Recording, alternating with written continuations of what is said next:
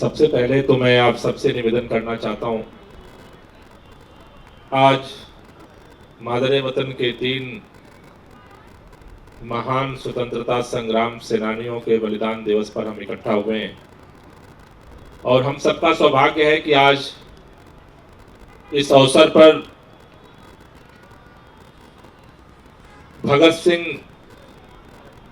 जिनको इस हिंदुस्तान के लोग शहीद आजम के नाम से जानते हैं, उनका खून, उनके परिवार के सदस्य, भगत सिंह के भतीजे हमारे बीच में और उस लड़ाई को अपने हौसले हिम्मत से आगे बढ़ाने वाले 2 महान स्वतंत्रता संग्राम सेनानी हैं।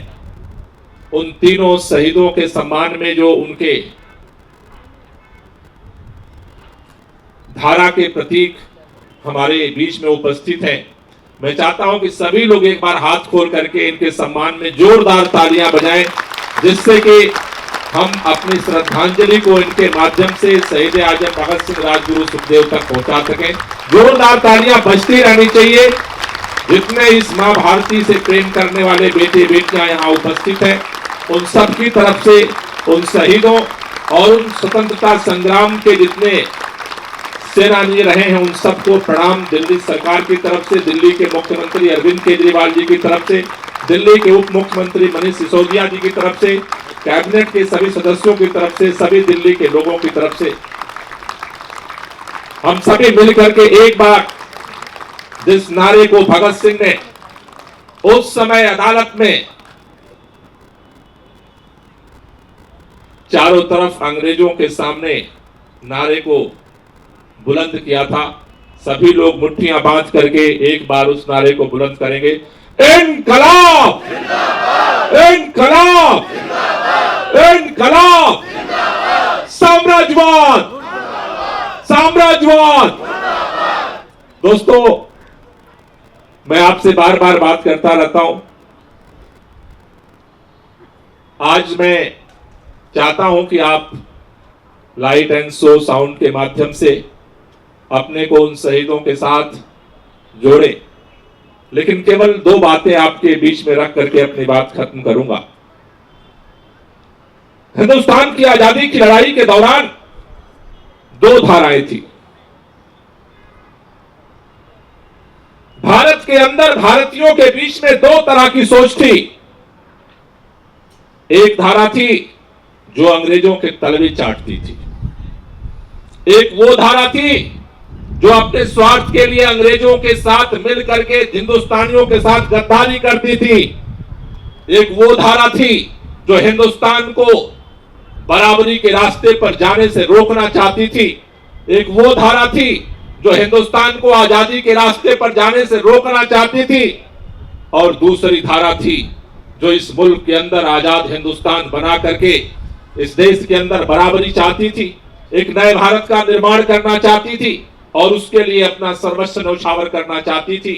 आमतौर पर नौजवानों के मन में यह प्रश्न है,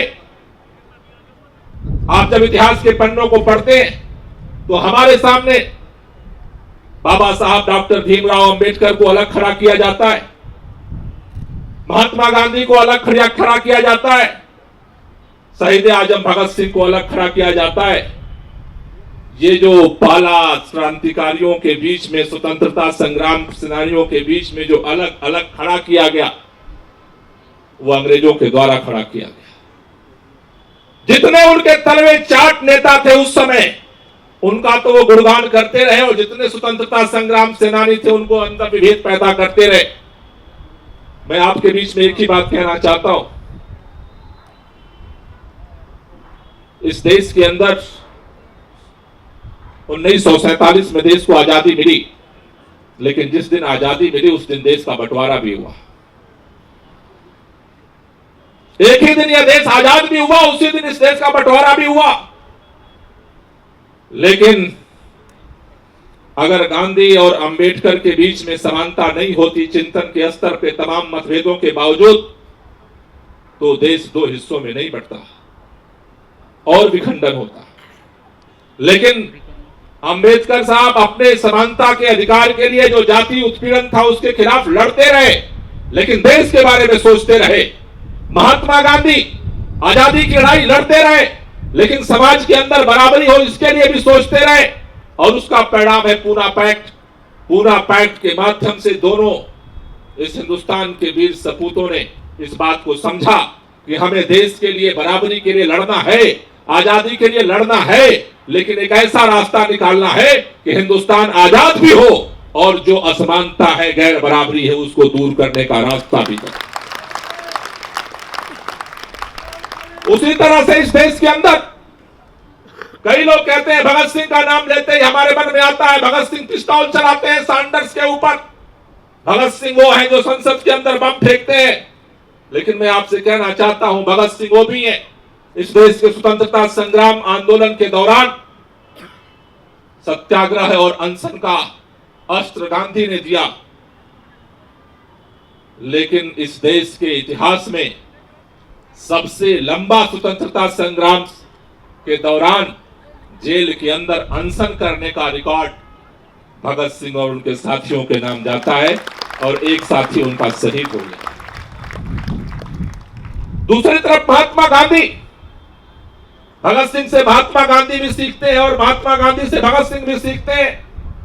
पिस्तौल चलाने वाला 22 साल का नौजवान जेल के अंदर जाकर के सबसे लंबा अनशन करता है। महात्मा गांधी जो आजादी की लड़ाई के दौरान डोमिनियन स्टेट की बात करते थे।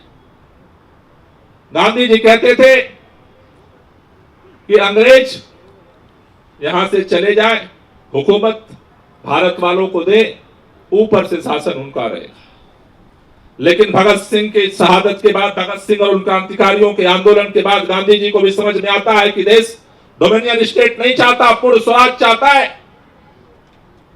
1931 को रावी के तट पर महात्मा गांधी कांग्रेस के अधिवेशन में इस बात की घोषणा करते हैं कि अब भारत को डोमिनियन स्टेट नहीं, पूर्ण स्वराज चाहिए, पूर्ण आजादी चाहिए।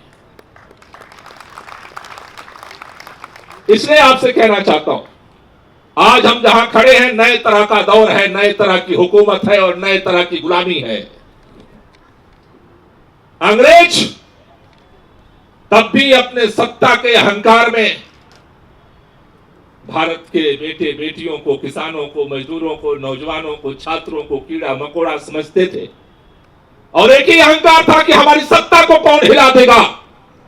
इतिहास का चक्र दोबारा घूम रहा है। आज इस मुल्क के अंदर एक नए तरह का मंजर खड़ा हो रहा है। हुकूमत इस अहंकार में बैठी है, किसानों के सामने हम कील ठोक देंगे, लेकिन हमारी हुकूमत को कौन हटा सकता। मजदूरों का हम अधिकार छीन लेंगे, लेकिन हमारी हुकूमत को कौन हटा सकता। नौजवानों को हम जेल में ठूस देंगे, हमारी हुकूमत को कौन हटा सकता। दोस्तों, आज इन बलिदानियों से हमें प्रेरणा लेनी है। कल भी हम लड़े थे, आज भी हम लड़ेंगे, और कल भी मां भारती के अंदर लोकतंत्र के लिए, आजादी के लिए, उस हुकूमत के लिए, इंसानियत के लिए, बराबरी के लिए लड़ेंगे। और वही वो ताकत है जो भगत सिंह, राजगुरु सुखदेव का बलिदान हम लोगों को प्रेरित करता है। आज यहाँ तमाम साथी यहाँ मौजूद हैं, सभी लोगों को नमन करते हुए हमारे माननीय विधायक, माननीय मंत्री राजेंद्र पाल गौतम जी हैं, हमारे तमाम अधिकारी हैं, पंजाबी एकेडमी के अधिकारी हैं, हमारे वाइस चेयरमैन हैं। मैं आप सबको प्रणाम करते हुए एक ही बात कहना चाहता हूं। अभी हम लोग यहाँ कार्यक्रम देखेंगे, लेकिन जैसा चमनलाल जी ने कहा, भगत सिंह के ऊपर अब तक बहुत सारी किताबें लिखी गई हैं, लेकिन 4 वॉल्यूम में अलग अलग किताबें चमनलाल जी ने तैयार की हैं, और सरकार आप सबको प्रस्तुत करेगी। मेरा एक ही हाथ जोड़ करके आपसे निवेदन है, भगत सिंह के लिए दिल में अगर प्यार है, उन किताबों को या तो खुद पलट लेना, या फिर परिवार में कोई बेटे बेटियां जो नौजवान हैं, उनको जरूर एक बार कहना कि वो पलटें, क्योंकि भगत सिंह की शरीर आपसे अलग नहीं थी, भगत सिंह के विचार आपसे अलग थे। इसलिए कल भी हिंदुस्तान आजाद हुआ विचार के दम पर हुआ, आज भी हिंदुस्तान अपने नए ऊंचाइयों को पहुंचेगा तो विचार के दम पर पहुंचेगा। इसलिए आप सबसे गुजारिश है, उन किताबों को पढ़ना, लोगों को पढ़ाना, जिससे कि हम इस देश के अंदर उन स्वतंत्रता संग्राम सेनानियों की जो भावना है, विचार है, उसको जिंदा रख सकें, क्योंकि मुल्क को अगर जिंदा रखना है तो इनके विचारों को जिंदा रखना पड़ेगा। मैं 2 लाइनों के साथ अपनी बात खत्म करूंगा। तू जिंदा है, तू जिंदा है, तू जिंदगी की जीत पर यकीन कर। तू जिंदा है, तू जिंदगी की जीत पर यकीन कर। अगर कहीं है स्वर्ग तो उतार ला जमीन पर, अगर कहीं है स्वर्ग तो उतार ला जमीन पर। बहुत बहुत शुक्रिया। इनकलाब जिंदाबाद।